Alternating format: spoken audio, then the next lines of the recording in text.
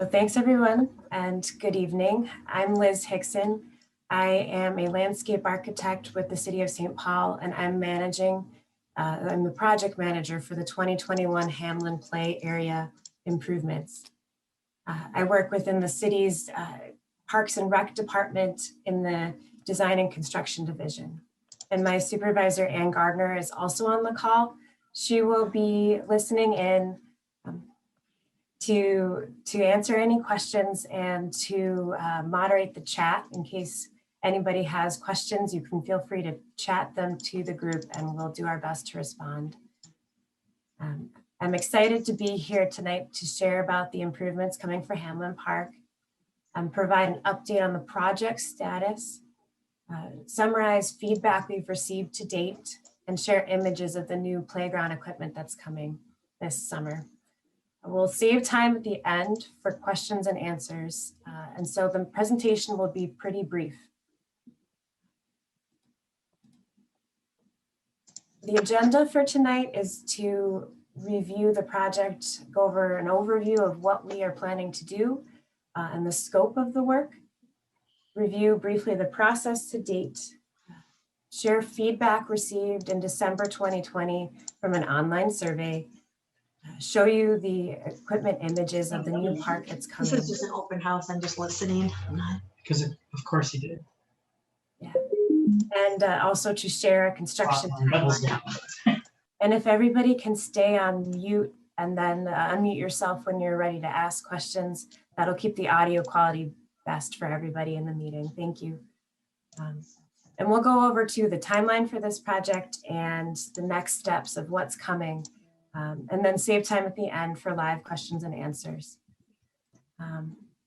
And as on this yellow box on the right-hand side of the screen, if you have questions during the meeting in the presentation, please type them into the meeting chat, and I will pause every few moments to check the chat and see if there are any questions that we can answer.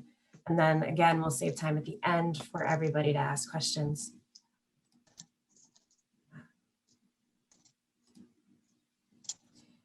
And for the project overview, the city has funding from a community development block grant, which is a federal. Thanks for going on mute. Which is a federal source of funding that every city has access to. The playground at Hamline Park was installed in 1992, making it 29 years old, showing that it's definitely time for an upgrade here. We will replace the play equipment and enhance ADA access or wheelchair access to the playground. And if money remains, we may be able to address other areas in the park, but the play equipment is the primary focus of this work. One thing I'd like to note is that throughout this process, we've had the support of various community members, and especially Jonathan Oppheimer and Alec Arman, who are both on this call, have been very helpful in connecting us at the city to community members and arranging meetings, coordinating groups for us to talk to. This slide is showing what we've seen in the park and what we noted as things that we want to address with construction. And then this next slide, within the red dashed line, is the area that we are primarily going to be focusing on in this summer's construction. Within that red dashed line, you'll see that two areas where there's currently safety surface that's degraded, we will be replacing that. And then the rest of the playground surfacing will be upgraded with new safety surfacing. And a community group has received a grant for creating a new community gathering area, and we will be working with the community to implement that as part of this summer's construction. And construction of this area is expected this summer. For the process to date, where we've been in this project, we were able to start work in July 2020. That's when funding was authorized for this project. In August of 2020, the city worked on site analysis and examining the park to understand what the needs are. We also became aware of a playground grant through a company called Game Time that enables us to get more equipment for this park. And so the city began looking at pursuing that grant.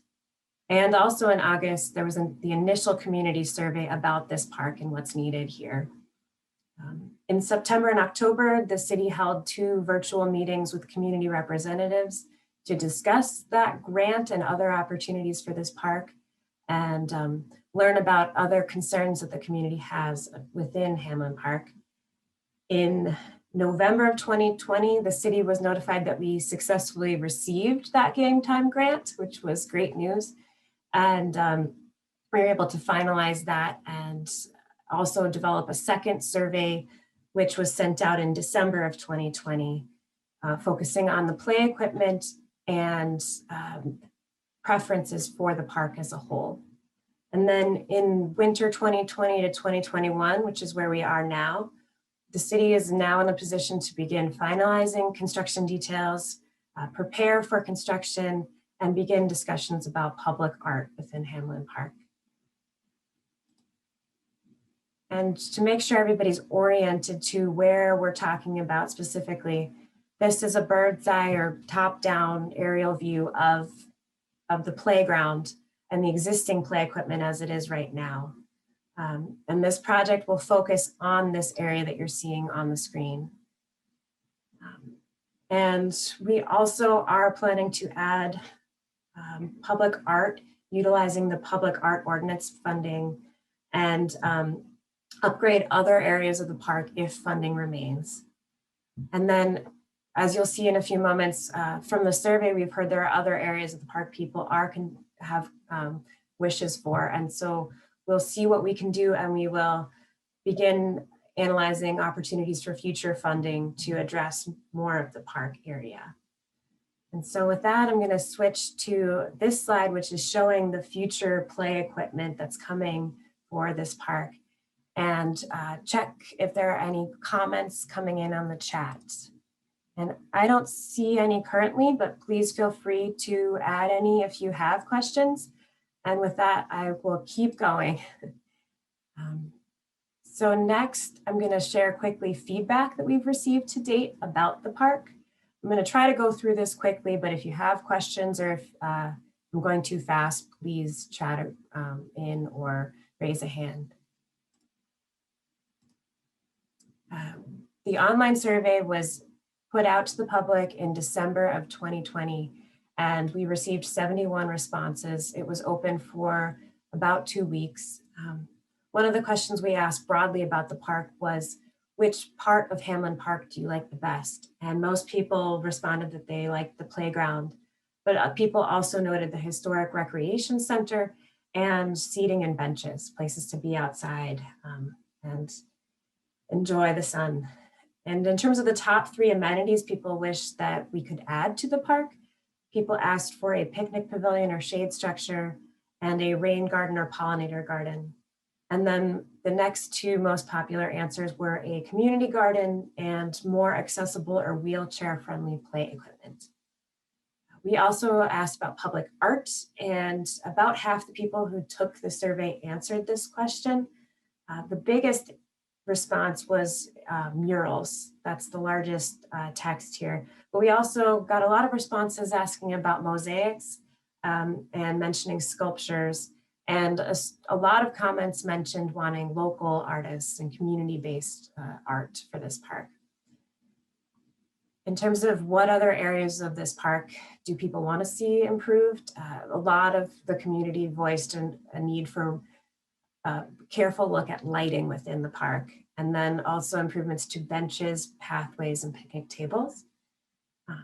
And we also were curious what the community felt are important identifying features of this park or this area. And again, just under half of the people taking the survey responded, but common phrases that came up included the community and the diversity of the community, all the different languages and cultures that are represented here. A lot of people called to attention the basketball court and the historic rec center building as identifying features. And so we think that that's an important thing to note about Hamline Park. Other pieces of feedback we received were specific to the playground and the play equipment that the city is proposing to build here. We asked for what playground color people preferred, and most respondents voted for the sky blue color of the larger plastic pieces. Runners up, the second and third places were light green and dark blue. For metal posts and guardrails within the park, or in the play equipment, people voted highest for teal color, or this light green shown here. For the play surface, most respondents asked for engineered wood fiber, which is basically a mulch-like surface with some rubber for accessibility. And so that's what the city is looking to install. All surfacing within this park will be ADA compliant and make sure that it allows users to get everywhere within the play equipment area safely. We also had a section for other comments, and about a third of people taking the survey took the time to answer that question.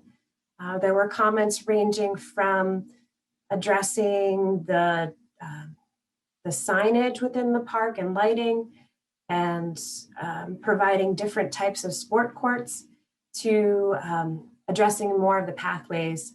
And the city intends to do what we can within the budget that we have to address those additional parts. And then we will also keep in mind what we've heard for future improvements once we identify additional funding. One thing I also want to note is we will plan to address the existing sign that's on the corner of Thomas and Snelling with this budget. And we've heard from the community that these two signposts and the fence are unique to this neighborhood and they're special to this neighborhood. So we are investigating ways to keep what we can and enhance what's there, and respect the Hamline Midway signs here. One important question that you'll see how it impacts the rest of the park design as I move along in this presentation. We asked the community for feedback on specific climbers, structures used to access the play equipment. And for the younger children's area, there were 9 choices of climbing structures, all kind of animal-based. And these are on the left-hand side. And on the right-hand side are climbers for older children to access the 5 to 12-year-old area of the park.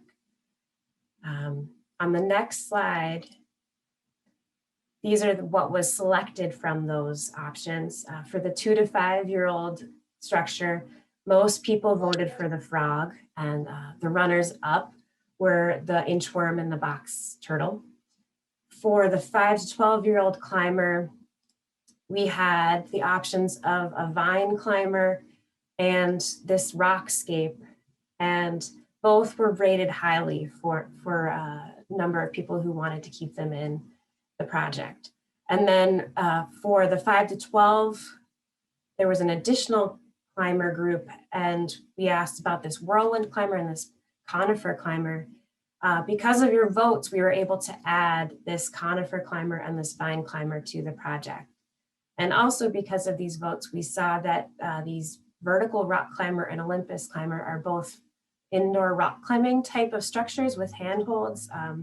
And so because those were both in 3rd place, we made sure to have a similar rock climbing type feature in the park. And I'm checking to see if we've had any additional questions, and I'm not seeing any. So I'm going to keep going and go into the next part of our presentation, which shows the new play equipment.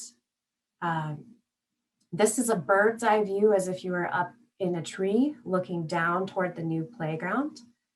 The 2 to 5-year-old play equipment with that frog is in the bottom left. The 5 to 12 slightly older kids play equipment is in the center, and then the swings are at the back.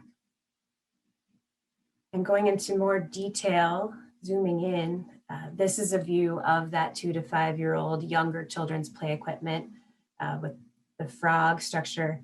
And then this unique feature called the wormhole climber.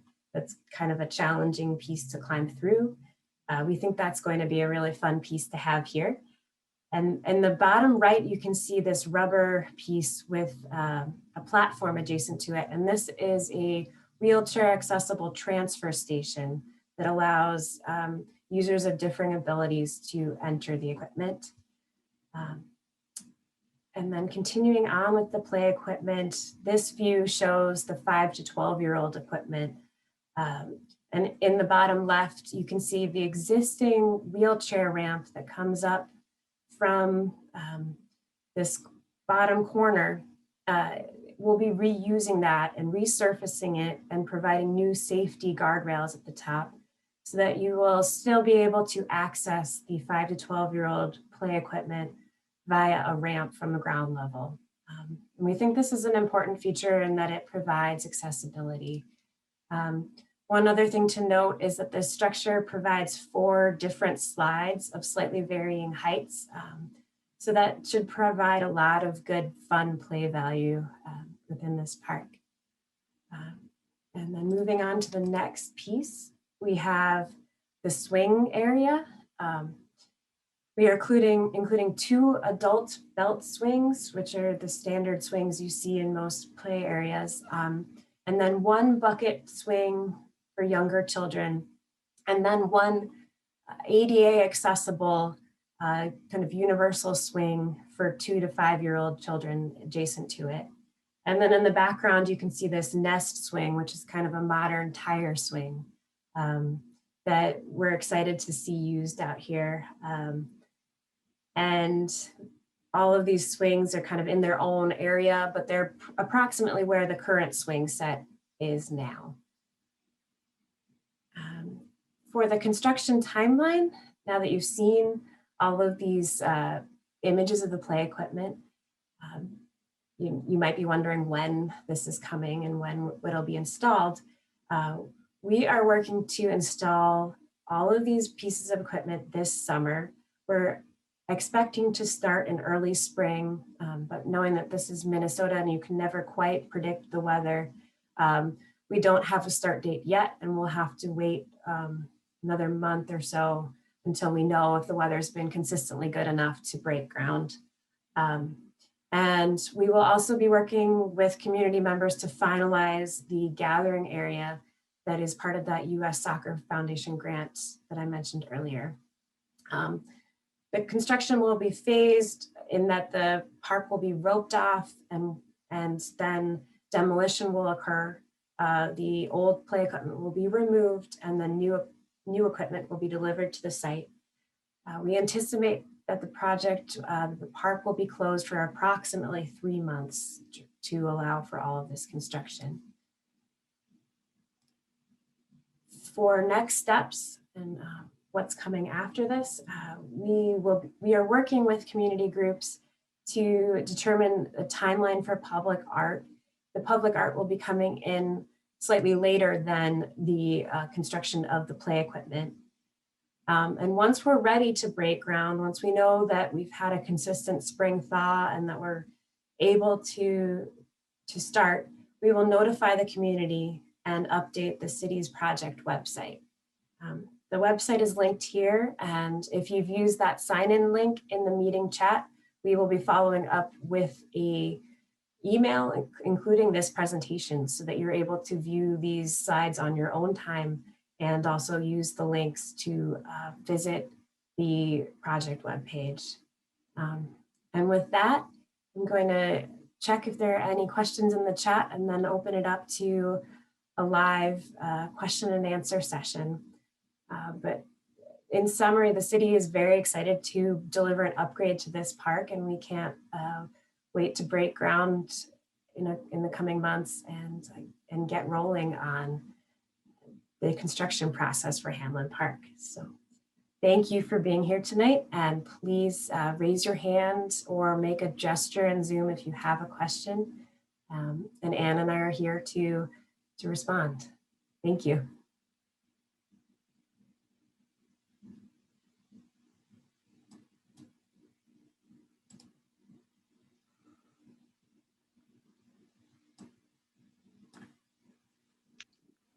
I would only say this. Oh, Faith. No, Faith has a hand raised. Okay. Go ahead, Matt. You're fine. I was just gonna jump in and say, even while I was watching this, I texted a screen grab to Mitra because seeing like playground design is like the most adorable part of this job I've experienced yet. And so I really appreciate the accessibility focus that went into this, and so many folks use this park. I live basically between this park and Griggs Field, and hands down the biggest thing that's used over on the Griggs Park side of Midway is the play area, both for the older kids and the younger kids. And so I sort of appreciate the different age groups that we're focused on and all of that. It's also pretty wild to watch the parks presentation and literally see Jonathan's daughter responding to the different design pieces. It's like the most energizing way to experience a park design layout that I've ever seen. So I just appreciate all the work that went into this, especially just having so much of the older kid area being fully wheelchair accessible, and then also appreciating transitioning away from sand. I know that's been a big parks focus that Mike has mentioned to us previously, and I think it's just a more accessible way to do park design so that folks aren't dealing with, you know, sand in their hair, sand in their clothes, whatever. It's just like ends up being more of a burden. So this is the first time I've seen that realized in a play area too. So it's just really cool to see that this could happen this year. Thank you, Matt. I know there were a couple community members who really asked for wood fiber, and it is a common surface that we are trying to put in where we can. And for some people, it's considered safer just because it's a natural surface. So we're excited about that too, and we're looking forward to getting this project underway. So thanks, Matt. Faith, do you want to join the conversation? Yeah, thanks. This is great. I can tell you that it's been 17 plus years that the that the neighborhood has wanted an upgrade to that park. So this is really exciting to finally see it. I also have a question about the art pieces. Have they been identified? I think you said no, right? No, we are in the early stages of working with the Hamline Midway Coalition's art working group. And Jonathan, I see you on the call, so feel free to chime in here. But we are just in the initial stages of beginning to talk about what the timeline for art looks like and what types of art we might look for in this park. But I believe what we're planning to do is work directly with the art working group to look especially for local artists in the neighborhood. And the way the art process works through city ordinance, we have 1% of our project budget to put towards art. And it's not a large sum of money. That's about, $3,700 total. So we will be working to determine what's feasible within that budget and what the scope is for art in the coming months. Yeah, Okay. So Faith. Oh, go ahead, Faith. I was just gonna say, I'm happy to talk with you offline. We can have this conversation now, but I would just say, we pushed really hard, and Liz and we didn't work with you, Ann, but I know you're a team. We're very receptive to the idea that we wanted the folks in the neighborhood to really have as much say and to ensure that the money went as far as possible, and that we were connected to people within the neighborhood who could help to do this in a way that meets the city's criteria, but also just in terms of longevity and upkeep. But really, we pushed, and again, big thanks to Liz and the city for doing this, which is to take this slowly, given that that we're able to have time, that it didn't have to go in, right at this on the same timeline to make sure that we did this right. So you are more than welcome there to be a part of that discussion. And I'd be happy to work with you to put word out and to have a discussion specifically about how we're going to do that. But I would just say that we pushed hard to make sure that that we in the neighborhood could have as much say as possible, and credit to the city for allowing us to do that, which I think probably doesn't typically happen. No offense, that's not an offense to Liz, but I just meant like to have a group in that can provide that kind of input, because we've been doing it for so many years. It's a huge benefit that you have a group that's already organized and kind of tied into the neighborhood. And it's somewhat typical to do art later.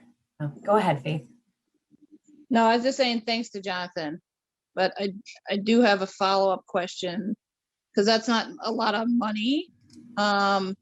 So what, and maybe I just talked to you, Jonathan, about this, and like we can talk about this in terms of if somebody finds money to install something else, what does that look like in terms of the city? Does the city allow that or not? And that's an offline conversation, obviously, but yeah, so. Yep. And I think only especially because Faith, I agree. And I also appreciate how much work it takes to sort of find representative art that really reflects the neighborhood, and the fact that so often I think artists are asked to do things but not be compensated fairly. But if there's if there's sort of incrementally increase in funds needed, I think we could try and help from a ward office perspective too. So if there's sort of, we need to make sure we're stretching, and then otherwise, like you mentioned, Faith, if we're doing even bigger than that, make sure we're helping facilitate with park staff. I think even when I saw the slides, when Liz was going through the slides and I saw mosaic pop up, it was sort of like, I'm not surprised that the word mosaic popped up, being right next door to Lori Green at Mosaic on a Stick. It's kind of like folks who go to that park are probably familiar with her. So even seeing that pop up was sort of a good reminder.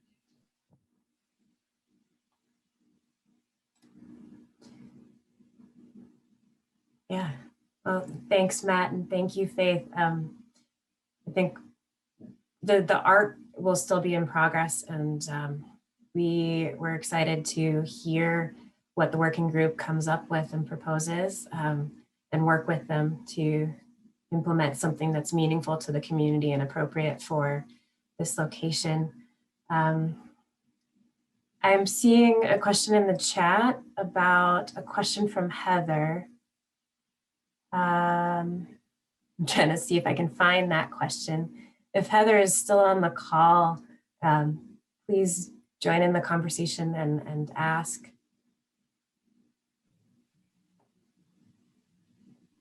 Liz, I can also speak for Heather. It says, is there going to be a strong buffer between the play area and the street? We're planning to maintain the existing buffer to Snelling Avenue and the buffer to Thomas Avenue. We are going to see what funds we have remaining to implement a buffer toward the north to and towards the side with the parking lot, because that side right now is pretty much flat grass and then a few small trees. So we'll look into what we're able to implement with our remaining budget.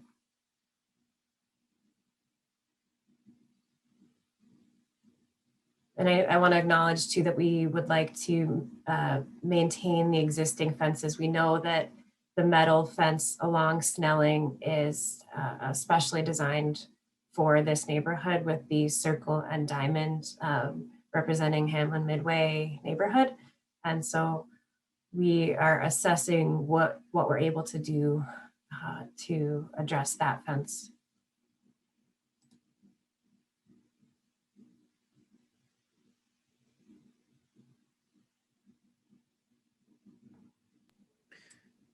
Liz, can I ask a question? Or Please go ahead. regarding the $7,000, which for those who don't know came as part of the futsal court grant, that will hopefully be used for, or is planning to be used for a picnic table and a grill. I'm wondering what work is left to be done from a community perspective on that, and also to this question, similar to what Faith said, if there's additional money, one of the kind of dreams that I think we had with a new area for people to gather would be some sort of covered space. And I was thinking like, what if, and obviously I get that, maintenance is an issue, but what if either there was money available or there were people in the neighborhood who were willing to kind of build something. I'm just wondering what the next steps are for that piece of it that would require or encourage community involvement. Specific to the community gathering area, we are planning to order a picnic table and barbecue grill. And if there's any way we can stretch the funds to address the existing grill and picnic table towards a rec center, we will look into that. But in terms of a pavilion and shade structure, we don't have enough budget currently to add that. And if the community was able to either raise funds or gather a volunteer group to do that, you need to work with the city to build something on city property, and we'd need to come to some agreement about proper safety procedures and insurance liability, those types of things. And so it would be a process, but we definitely could talk about it, and just might take a while to implement. And again, we don't have budget right now to add a shade structure as part of this construction. Liz, you may want to just speak about your recent experience at Midway Peace Park and kind of that budget range for the shade structure that was implemented, just to give everyone an idea of the cost for that type of thing. I think it'd be great to add this in here, but as Liz said, our budget won't cover it at this time. But if if you do plan for it, can you just touch on the budget that you would need, Liz? Sure. We are still in the process of completing Midway Peace Park, but it's about a mile from Hamline Park. It's at Riggs and near Gordon Parks High School on University. And it's between University and I-94. And the shade structure we were able to add there, it's about 44 feet long by 12 feet wide. And it's long and narrow, and it sits over one of the pathways and over some of the benches that we were able to build at that park. But in terms of the cost, it was in the vicinity of $50,000 to do the whole thing. And so there was also a longer piece about getting a building permit from the city and various parts of that construction that we were able to use our existing contractor to do footings for the shade structure, which was able to save a little bit of time and money, but it's a fairly involved process to add one, and to do a commercial grade shade structure in a public park that would withstand, public use and be able to stand in a park for a long period of time and be durable in the ways that the city requires our equipment to be. It's a pretty large price tag to be able to implement, but we can work with you to determine what size is appropriate for Hamline and look into what price ranges might be. But it would take some time to work out those details. Thanks, that's helpful. I think the only reason I asked about just planning is I thought maybe I misread it, and one of the initial slides said that it was like proposed. Have you finalized the exact site for where that's happening? And I guess my second question is there a cement slab that's going underneath the table and the grill, or no? Yes, there would be, with the new grill and picnic table, there would be a new concrete slab. The location that we are proposing currently is between the basketball court and the futsal mini pitch court in the flat area, not too far from the drinking fountain and bulletin board. I can go back to that slide in the presentation where that was shown. In this general area. And so we do have the budget to add that's concrete slab and the barbecue grill and picnic table. But Jonathan, I think you and I should have an offline conversation about some of the finer details of that and make sure that that the community groups are all on board with this proposed location before we make it official. However, I do think it's a pretty appropriate location because it's flat and it's adjacent to the futsal court. So it's tied in with that soccer funding in a good way.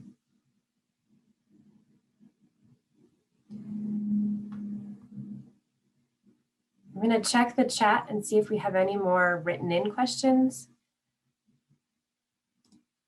But if anyone else on the meeting has a question and you want to join the conversation, please feel free to do so.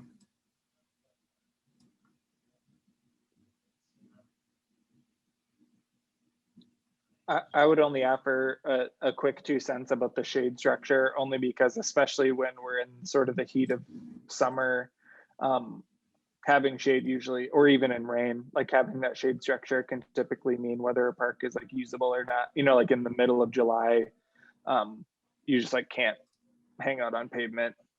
So it's if there's anything we can do to help make that real, I think that's worthwhile. And I also appreciate, Liz, that, you know, it's not as simple as like Jonathan and I going and picking up some buckets of cement and deciding to volunteer to do it. It's slightly more than that. So I appreciate you flagging that so we don't get our expectations too low of how much work it'll take. But also, if there's any way we can help facilitate that, I think it's good to talk about it now before we get into construction, like you said, Liz. So I appreciate that. Yeah, well, I don't want to overlook the fact that the city really appreciates the willingness to volunteer to make this happen. We're really grateful that we have so many concerned neighbors in this area who might want to be able to do something, but just because it's city property, we have to be careful about the procedure and all sorts of safety aspects to any work that would be done here. So we are very grateful. I checked the chat and I'm not seeing any more questions. So if there's anyone who has any more questions or thoughts to add to the meeting, please speak up. Otherwise, I think we may be able to wrap up tonight's meeting early and we can continue the conversation through email. The city will follow up with the PDF of this presentation and minutes from this meeting. Those will be added to our project website. And then I will email you the PDF from tonight's presentation tomorrow to follow up and say thank you for joining.